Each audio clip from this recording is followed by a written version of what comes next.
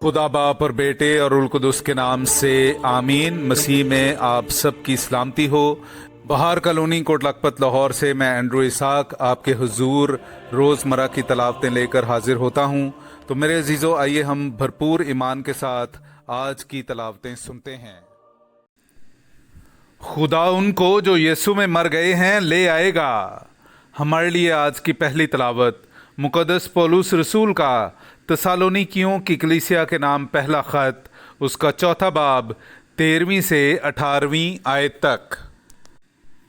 ए भाइयों, हम नहीं चाहते कि तुम उनकी बाबत नावाकिफ़ रहो जो सो गए हैं, ताकि औरों की मानित जो नाउमीद हैं गम ना करो। क्योंकि जब हमें ये यकीन है कि यीशु मर गया और जी उठा, तो इसी तरह खुदा उन्हें भी जो सो गए हैं यीशु के वसीले से उसी के साथ ले आएगा। चुनांचे हम तुमसे खुदाउन के कलाम के मुताबिक ये कहते हैं कि हम जो जिंदा हैं और खुदाउन के आने तक बाकी रहेंगे, उनसे जो सो गए हैं आगे ना बढ़ेंगे।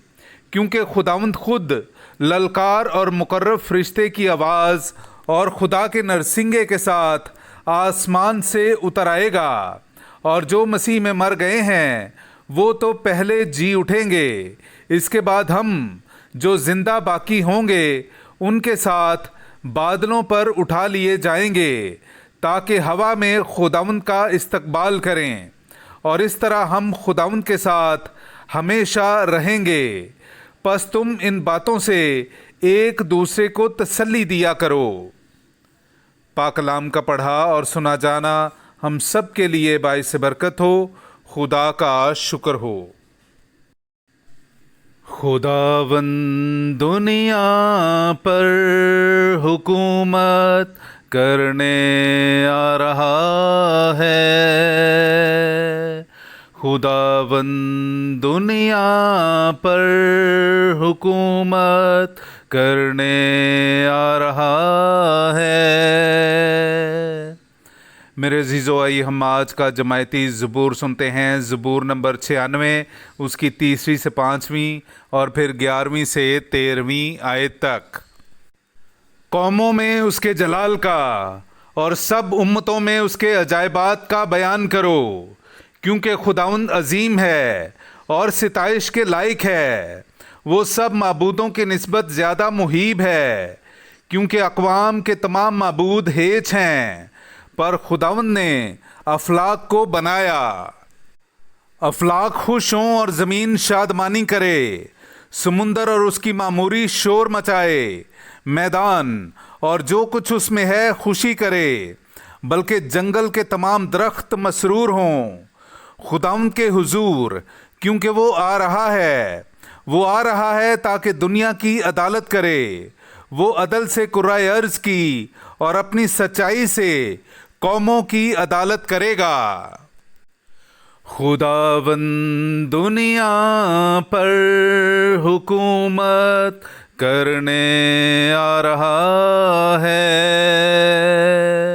खुदावंद दुनिया पर हुकूमत करने आ रहा है। नाराए हम्द। मुझे ये यकीन है कि मैं जिंदों के मुल्क में खुदावंद का फैज़ देखूंगा। हालेलुया। मेरे अजीज़ों, आइए हम आज का इंजीली इक़्तिबास सुनते हैं। इंजील मुक़द्दस बामुताबिक मुक़द्दस लूका, उसका चौथा बाब 16वीं से 30वीं आयत तक। फिर वो नासरत में आया जहाँ उसने परवरिश पाई थी, और अपने दस्तूर के मुताबिक सबत के दिन इबादत खाने में गया और पढ़ने को खड़ा हुआ, और इशाया नबी का तुमार उसे दिया गया। और जब उसने तुमार खोला तो वो मुकाम पाया जहाँ ये लिखा था कि रूहे खुदावंद मुझ पर है, इसीलिए उसने मुझे मसा किया कि मिस्कीनों को खुशखबरी दूँ।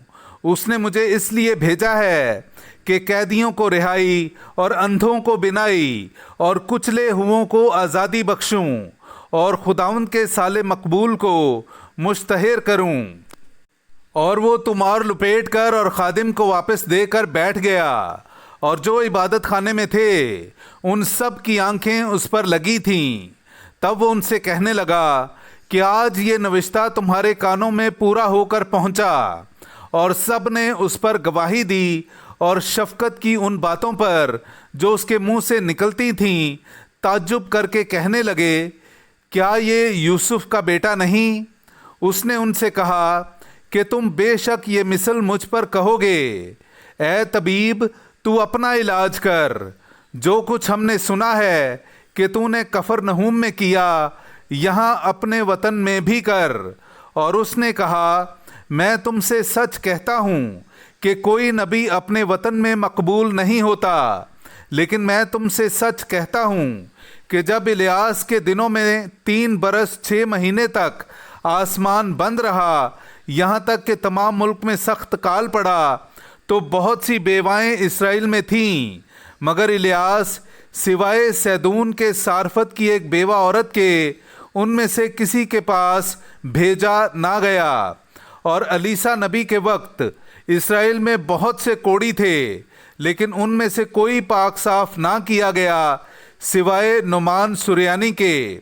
اور جتنے عبادت خانے میں تھے سب ان باتوں کو سنتے ہی غصے سے بھر گئے اور اٹھ کر اسے شہر سے باہر نکالا اور اسے اس پہاڑ کی چوٹی پر لے گئے جس پر ان کا شہر بنا ہوا تھا، تاکہ اسے سر کے بل گرا دیں، لیکن وہ ان کے بیچ سے گزر کر چلا گیا۔